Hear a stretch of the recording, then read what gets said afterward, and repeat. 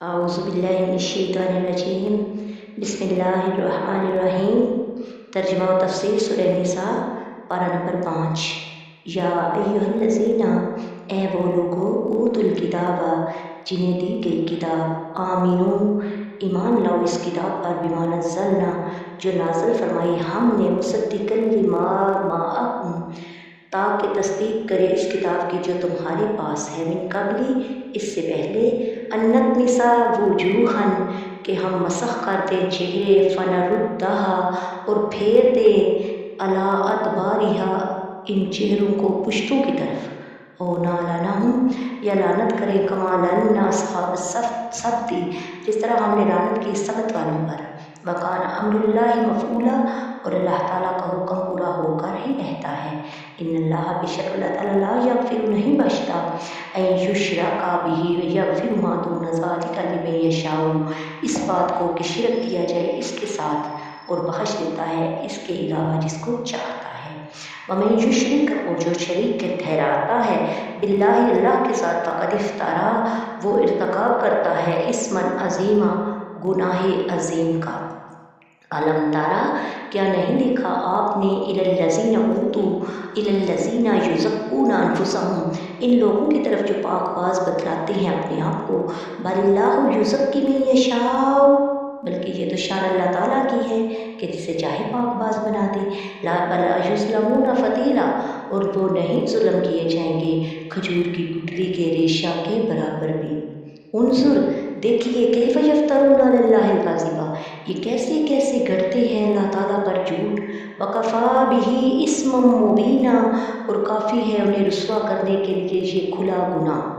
अलम तारा, क्या नहीं देखा, इलल्लज़ीना ऊतू नसीबम मिनल किताबी, नहीं देखा तुमने उन लोगों की तरफ जिन्हें दिया गया किताब में से हिस्सा, युमिनून, वो यकीन रखते हैं, इत्क़ाद रखने वाले हैं, बिजिब्ति, जिबत व तागूती, और तागूत पर। वयक़ूलूना, और वो कहते हैं, लिल्लज़ीना, उन लोगों के बारे में जिन्होंने कुफ़र किया, हाउलाइ अहदा मिनल्लज़ीना आमनू सबीला, ये काफ़िर ज़्यादा हदायत याफ्ता हैं इनसे जो ईमान लाए हैं। उलाइका, ये वही बदनसीब लोग हैं, अल्लज़ीना लानहुमुल्लाहु, जिन पर अल्लाह ताला ने लानत की है, वमन यलअनिल्लाहु, और जिस पर भेजता है अल्लाह ताला लानत, फलन तजिद लहु नसीरा, तो वो हरगिज़ ना पाएगा इसका कोई मददगार। अम लहुम नसीबुम मिनल मुल्की, क्या उनके लिए कोई हिस्सा है हुकूमत में। फ़इज़ा ला युतून अन्नास नकीरा, अगर ऐसा होता तो ना देते ये लोगों को तिल बराबर भी। हम यहसुदून अन्नासा, क्या हसद करते हैं लोगों से, अला मा आताहुमुल्लाहु मिन फ़ज़लिही, उस नेमत पर जो अता फरमाई है उन्हें अल्लाह ताला ने अपने फ़ज़ल से। फ़क़द आतैना, बेशक हमने तो आग में जला करें, हमने तो मरहमत फरमाई, आला इब्राहीम अल किताब वल हिकमता, इब्राहीम के घराने को हमने किताब और हिकमत और अनायत फरमाई, वातैनाहुम मुल्कन अज़ीमा, और इब्राहीम के घराने को हमने अज़ीम शान सल्तनत अता फरमाई। बिस्मिल्लाहिर्रहमानिर्रहीम। तफसीर सूरह निसा की आयत नंबर 47। या अय्युहल्लज़ीना ऊतुल किताबा, एक किताब वालों, यहाँ यहूदियों से खिताब है कि अहले किताब, हमने कुरान उतारा है जो तुम्हारे पास मौजूद किताब तौरात की तस्दीक करने वाला है, इस पर ईमान लाओ, वरना ऐसा ना हो कि हम तुम्हारे चेहरे, आँख, कान, नाक, अबरू वगैरह बनाकर तुम्हारी शक्लें ही बिगाड़ दें, और तुम्हारे चेहरे को आगे से भी एक ऐसी खाल की तरह कर दें जैसे सर का पिछला हिस्सा होता है, कि इसमें ना आँखें रहें, ना नाक, ना मुँह। या इन यहूदियों पर भी हम ऐसे ही लानत करें जैसे हफ्ता के दिन नाफरमानी करने वाले यहूदी ग्रोह पर लानत की थी। लानत तो यहूदियों पर ऐसी पड़ी कि दुनिया ने मालूम कहती है।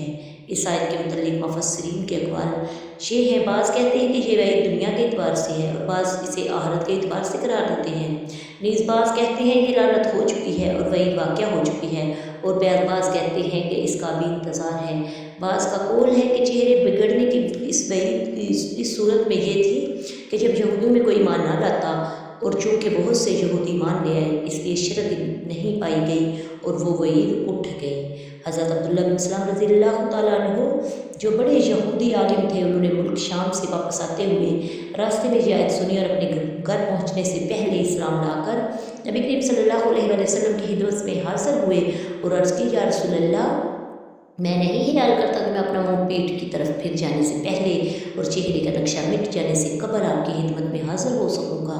یعنی اس خوف سے انہوں نے ایمان لانے میں جلدی کی، کیونکہ توریت شریف میں انہیں آپ صلی اللہ علیہ وسلم کے رسول برحق ہونے کا یقینی علم تھا۔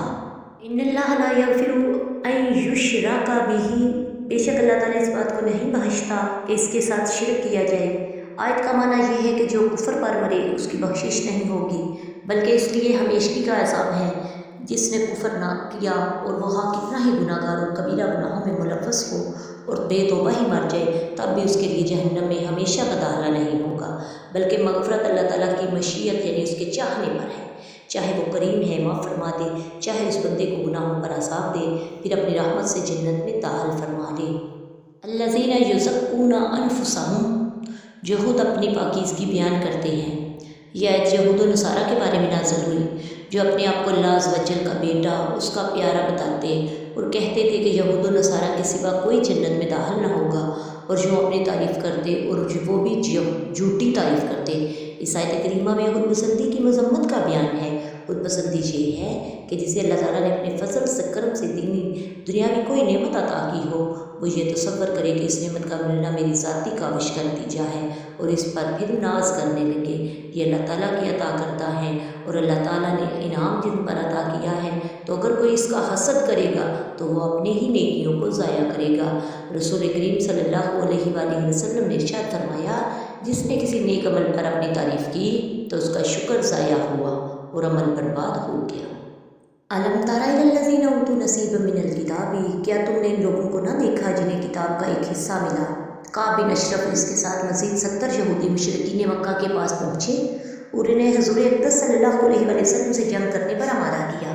قریش بولے، ہمیں خطرہ ہے کہ تم بھی کتابی ہو اور ان سے قریب تر ہو، اگر ہم ان سے جنگ کی اور تم ان سے مل گئے تو ہم کیا کریں گے؟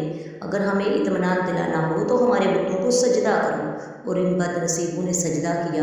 ابو سفیان نے کہا، بتاؤ ہم ٹھیک راستہ پر ہیں یا محمد؟ کعب بن اشرف نے کہا، تم ٹھیک راستے پر ہو۔ پھر اللہ تعالیٰ نے اس کے بدلے میں یہ آیت نازل فرمائی۔ اللہ تعالیٰ نے ان پر لعنت فرمائی کہ انہوں نے تاجدار رسالت کی عداوت میں مشرکین کے بتوں کو پوجا۔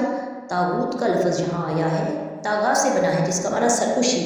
جو رب عز و جل سے سرکش ہو اور دوسروں کو سرکش بنائے، وہ طاغوت ہے، خواہ شیطان ہو یا انسان۔ قرآن کریم نے سرداران کفر کو بھی طاغوت کہا ہے۔ چونکہ طاغوت کے لفظ میں سرکشی کا مادہ موجود ہے، اس لیے مقربین بارگاہ الہی کے لیے یہ لفظ ہرگز استعمال نہیں ہو سکتا، بلکہ یہ ان کے لیے یہ لفظ استعمال کرے جو خود طاغوت ہے۔